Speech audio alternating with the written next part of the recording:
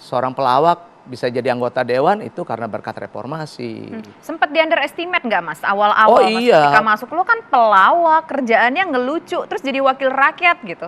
Udah Mbak, kalau kaitan dengan masalah itu udah pasti ada gitu ya. Cuma saya melihat gitu ya, kenapa sih harus dikotak-kotakin? Kenapa sih harus tiba-tiba dipilah-pilah gitu ya?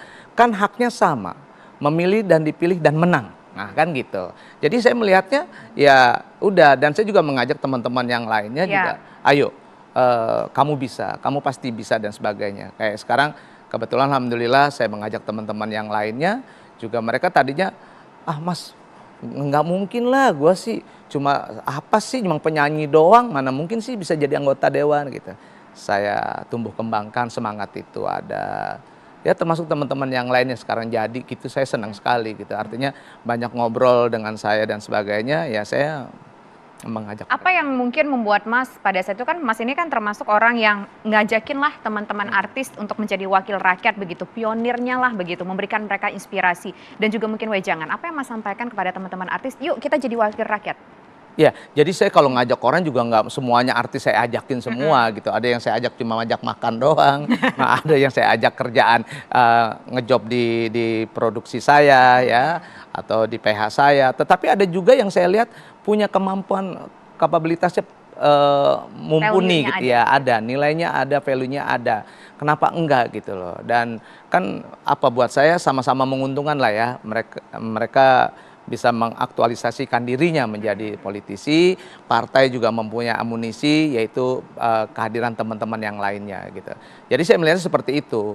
Nah, terus apa yang diucapkan kan gitu kan pasti pertanyaannya, kok mau sih mereka gitu. Kenapa? Ya mereka pertama adalah melihat saya gitu. Melihat saya artinya gitu, nggak mungkin saya ngajak orang terusnya nyeburin atau jorokin ke jurang yang fatal, nggak mungkin.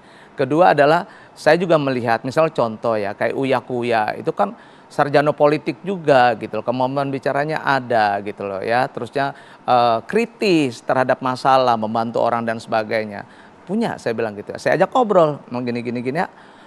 Itu juga prosesnya nggak ujuk-ujuk. Nggak ujuk-ujuk mau ya? Itu prosesnya 5 tahun, 6 tahun. Lagi di mana saya ajak ngobrol gitu. Terus tiba-tiba dia telepon saya. Termasuk Pasha Ungu juga demikian. Oke, mau legislatif atau mau eksekutif? Mas, gue eksekutif dulu, Mas boleh nggak? Akhirnya jadi wakil bupati itu ya, di Palu kan waktu itu kan. Pasha Ungu. Ya sama lah, terusnya Desi Ratnasari saya ajak ngobrol semuanya. Jadi artinya memang saya buka dulu anatomi di partai itu seperti apa, terusnya di DPR itu seperti apa. Setelah itu mereka baru mendapatkan pencerahan gitu ya. Oh, kelihatannya sesuai nih dengan apa yang gue inginkan, dia bilang gitu ya. Artinya ada passion di sana gitu. Passionnya adalah apa? Kalau kayak Uya tadi kan ada ingin membantu masyarakat kecil. Wah, ini bisa nggak Mas kalau aku di komisi sekian bisa. Yang penting jadi aja dulu. Nah jadinya itu juga kita ada sekolahnya Pan. Lalu dari kita ini face to face gini kita ngobrol segala macam, main ke rumah dan sebagainya. Kayak gitu sih. Latihan privat lah gitu ya dari Mas Eko ngajakin teman-teman artis. Ya artinya ya sharing aja ya, berbagi gitu ya buat saya gitu. Nah sebetulnya kan untuk menjadi anggota legislatif itu nggak cuma kemampuan intelijensia, kemampuan berbicara, nggak cuma kemampuan gimana bisa menghandle berbagai masalah, tapi juga kemampuan uang. Dapat sponsor nggak sih artis-artis itu kalau misalkan mengajukan diri menjadi wakil rakyat? Ya jadi gini. Dari partai nih misalnya? Iya dari partai gini. Kita juga support, artinya support tuh misalnya bukan untuk dia ya, untuk nih buat kamu nih, enggak. Kita support misalnya berkaitan dengan misalnya pembuatan spanduk, baliho, umbul-umbul, bendera, kaos dan sebagainya, berkaitan dengan sebenarnya. Termasuk juga pertemuan dengan masyarakat, kita akan support, kita akan bantu gitu loh. Jadi ya win-win solution aja sih kalau saya ngelihatnya gitu loh. Jadi kalau ditanya dapat duit terusnya dikasih semuanya, enggak kayak gitu. Karena kebetulan yang saya ajak ngobrol semua juga tidak butuh duit itu. Dia adalah bagaimana cara. Jadi bentar, artis yang diajak artis yang nggak butuh duit, yang udah terkenal, atau artis yang masih ya kayaknya in the middle tapi kayaknya ada kemampuan, ya udah kita modalin. Nah, di PAN itu adalah benar yang tadi saya bilang, ada yang kita ajak adalah untuk makan aja, ada yang kita ajak untuk berpolitik. Nah, yang yang diajak berpolitik ini juga orientasinya tidak money gitu, tidak duit gitu. Orientasinya adalah bagaimana caranya gue jadi, gimana caranya saya bisa gitu loh. Dan bagaimana caranya saya bisa masuk ke parlemen gitu loh. Nah itu, nah baru kita kasih kisi-kisinya dan sebagainya. Jadi artinya tidak bargainingnya adalah semata-mata duit kalau di PAN ya, kalau di PAN. Makanya alhamdulillah banyak banget teman-teman artis yang karena kondisinya dia merasa juga, tidak semua artis mau dikasih duit gitu terus tiba-tiba oke gitu. Mereka juga punya harga diri lah. Orang mereka duitnya partai sama duitnya dia, banyakkan duitnya dia gitu loh. Kayak Farel gitu yang anak bermuda itu, Farel nih, itu jiwa kritisnya tuh tinggi banget. Mungkin karena orang tuanya juga berangkat dari politik ya. Jadi marwahnya tuh adalah marwah bisa jadi. Terus kalau jadi gue harus ngapain, terusnya kalau jadi itu harus bagaimana, itu yang terjadi.